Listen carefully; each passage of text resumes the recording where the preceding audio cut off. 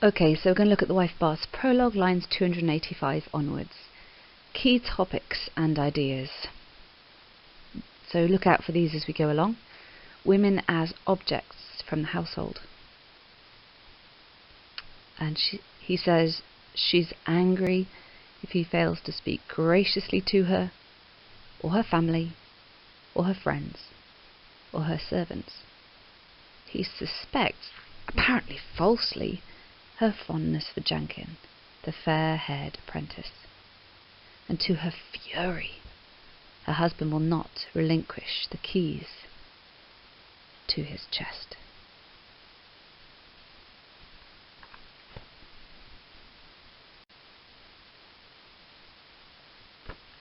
So let's look at the annotation. The last annotation that you did finished on the previous page, which in your books was page 43, and she was saying that you say that women hide their vices. So this is going back to the previous page, just at the last few lines of your previous annotation. So 281. What could be the matter with such a man for him to chide like this? And then she says, you suggest wives hide our vices until we're securely married, and then we let them show. That's the proverb of a scoundrel. You sayest that oxen, asses, horse, and hounds, they be assayed at divers downs. Okay, so I'll just I'll read in Chaucerian the last couple of lines of the previous page. Thou sayest we wives will our vices hide, till we be fast, and then we will hem show. Well, may that be a proverb of a shrow. Thou sayest that oxen, asses, horse, and hounds, they be assayed at divers downs. Basins, lave that men hem by, spooners and stools, and all such husbandry, and so been potters' clothes and array. But folk of wives make till they be wedded. Old dotard shrew.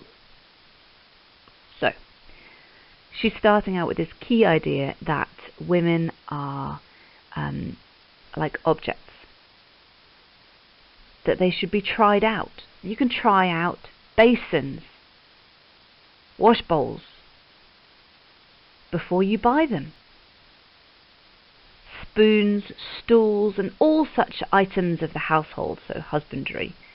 Pots, clothes, all of these things can be tried out before buying. But people do not try out the women they're intending to marry. So but folk of wives make noon assay till they be wedded.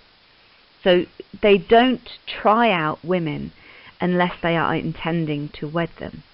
And she's saying that this is scoundrel, old dotard shrew. So she's suggesting that this has been said to her. What's interesting is the husbands didn't necessarily say these things, but this is her perception of them. And the idea that men can carefully inspect chairs, basins, clothes, horses, but a wife is the only thing he takes on untried. And then, of course, the implication is regrets it when he discovers her vices. The imagery is very offensive to women. So there's this offensive description of women as dehumanized. They're reduced to the level of animals, which can be tried out before they're bought, before they're purchased.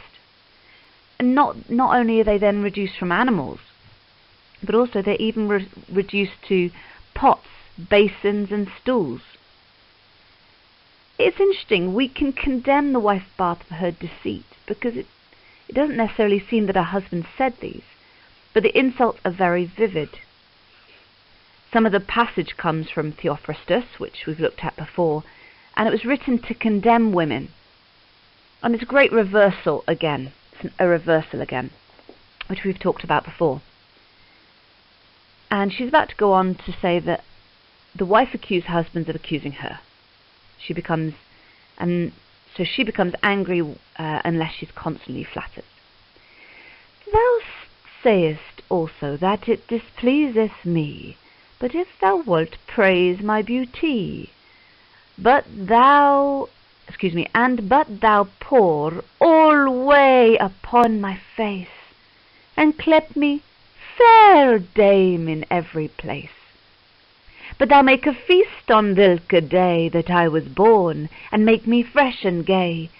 But thou do to my nurse honour, and to my chamberer within my bower, and to my father's folk and his allies, thus sayest thou all barrel full of lies. You say it displeases me, unless you're always praising my beauty, unless you're always peering upon my face, and calling me beautiful dame in every place. And also that you have to make a feast on that day that I was born, on my birthday, and make me happy and gay.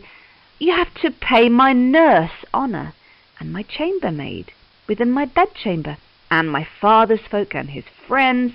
You say all this, old barrel full of lies. And yet of our apprentice Shanikin, for his crispy hair shining as gold so fine, and for he squireth me both up and down, yet hast thou caught a false suspicion. I will him nought, though thou were dead tomorrow. Okay, let's pause there for a moment, in the middle of our rhyming couplet. And of our clerk, our apprentice Jankin, for his curly hair shining like fine gold. He escorts me, he squires me everywhere, up and down. Yet hast thou caught a false suspicion. You've caught a false suspicion. I don't want him. Even if he were dead tomorrow, I wouldn't. Even if you were dead tomorrow, and of course this is great irony, because we later on discover that at her husband's funeral she's eyeing up Jankin's lovely legs, and then this is her fifth husband. So this is very amusing. It's ironic. You've caught a false suspicion. The wife goes on to demand the keys to her husband's treasure chest. They can have her money or her body. But tell me this, why hidest thou with sorrow the keys of thy chest away from me? It is my good as well as thine, pardie. What? Wouldst thou make an idiot of our dame? Now, by that law that is called St. James, thou shalt not both, though that thou would, be maister of my body and of my good. That one thou shalt forego, maugre thine yen. What helpeth it of me to inquire or spyen? I trow thou wouldest lock me in thy chest. Okay, so let's go through that. But tell me this, why are you hiding me, or why are you plaguing me, why are you taking the keys of the chest away from me? It's my property as well as yours, pardon me. Why have you treated me like I'm insane, like an idiot? Do you intend to treat me as an idiot and take away my property? So a mad person, take away my property. Do you intend to make an idiot of me, of our dame? Now by the Lord that is St. James, which is a shrine in Spain at Compostela, by the Lord of St. James, so by the shrine, you shalt not, her tone is very forceful, you shalt not have both, even if you were furious. Would, of course, is angry or fury. Very important to remember that for later. Even if you were furious, you cannot be master of my body and my goods. You can't have both. One thou shalt forego, despite your eyes. What helpeth it me? It doesn't help you to inquire about me or spy on me. I know you would lock me in thy strong box. You will lose one of them, despite all of your watchfulness. Spying won't help. You cannot have my goods and my property.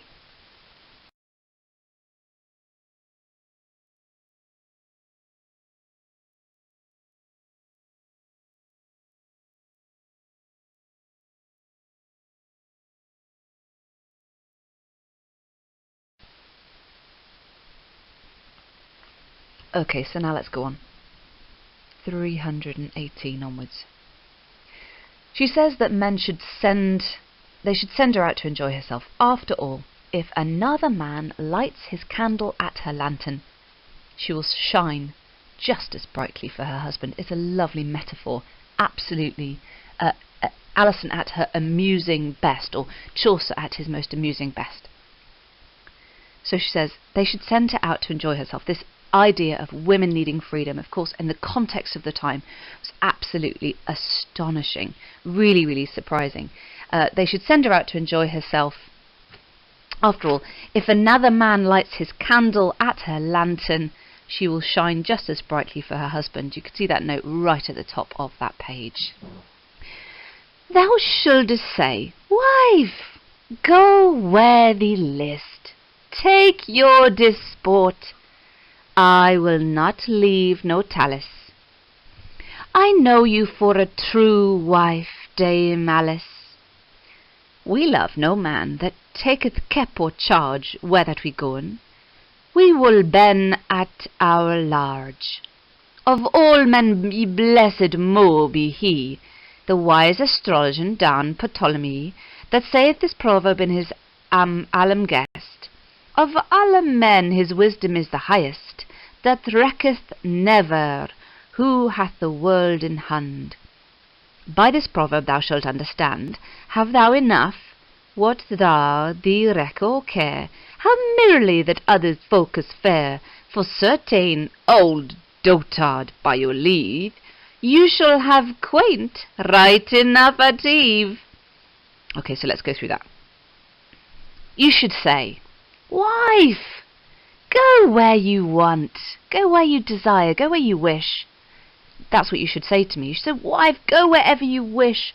Enjoy yourself. Take your disport. Enjoy yourself. I shall not listen to any gossip. Okay, I won't listen to any tales. I will not live no tales. I shan't allow gossip to be repeated to me. I won't listen to any gossip because I know you are a true wife, Dame Alice. That's what you should say to me. Go where you want. Have fun. I won't listen to any gossip. I know you're a good wife. We love no man that takes notice or concern about us, or really kind of watches over us is the imagery she's using. We don't love men who watch over us all the time. Where we go, where we will be free to do as we wish. So where that we go, we will ben at our large. We will be free.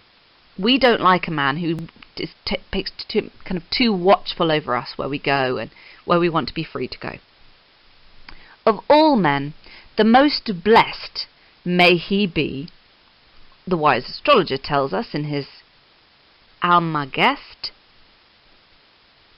All men, the one whose wisdom is the highest, is the one that cares never, who has in the world control. By this proverb you should understand, if you've got enough, why should thou take care or note how merrily other folk are? For certainly, you senile fool, by your leave, you shall have my pleasing thing right enough at eve. It's very obscene. So the whole idea is a wise man is content with what he has, as it says in the red on the left. A wise man is content with what he has. He doesn't care who has got more than he. The man whose wisdom is the highest is the person who doesn't care what other people have, who doesn't care what other people, how happy they are. And also, then she's got this incredible, obscene and outrageous statement. You shall have my quaint, which is my pleasing thing. You will have my quaint. Of course, it's a play on words. You shall have my quaint right enough at eve. You shall have my pleasing thing right enough in the evenings. You'll have your way with me. And so it's a very obscene reference to sex. And of course, she goes on to say something really outrageous. She never outrightly says she's unfaithful. She talks about dalliance a little later with Janikin.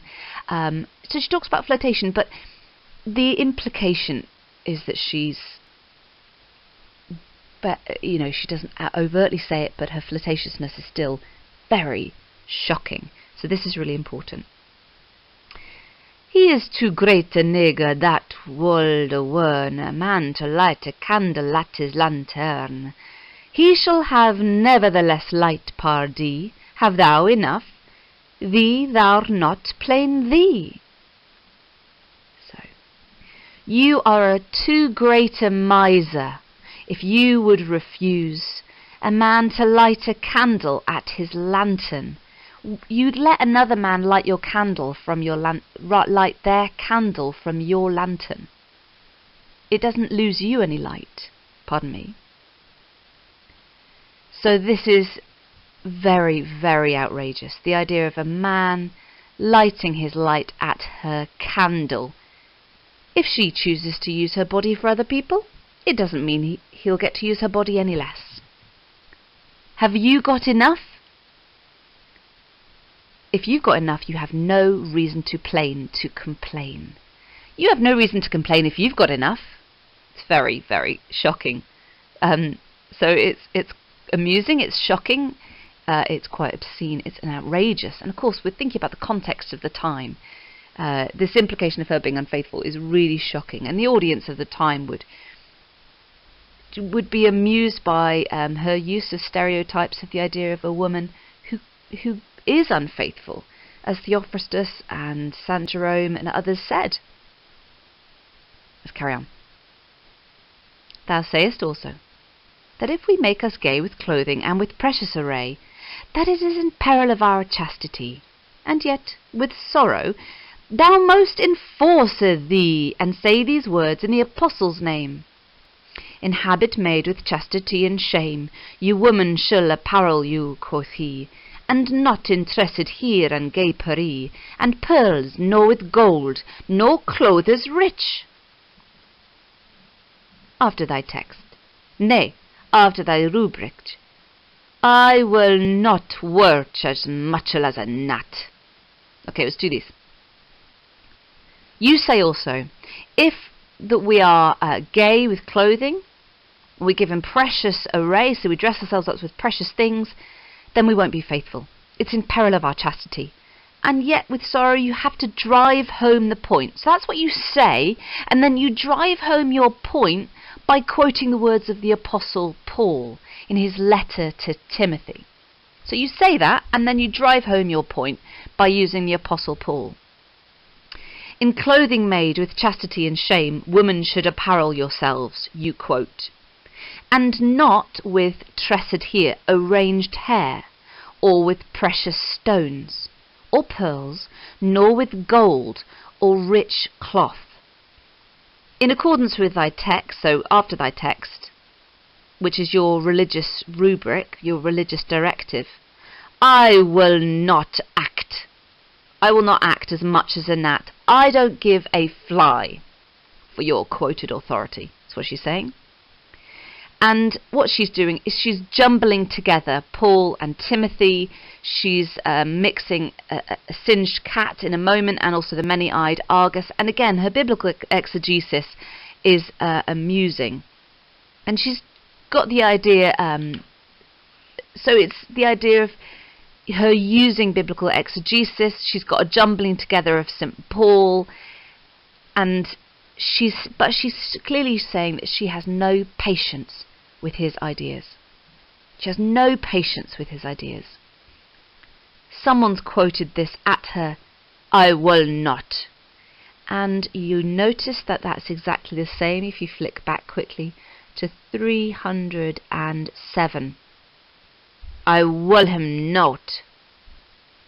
She uses this incredibly forceful tone various times, actually, if I flick back and forward. So she's so determined, I will not. So it's very interesting. She's absolutely determined that she will not, she doesn't care about this.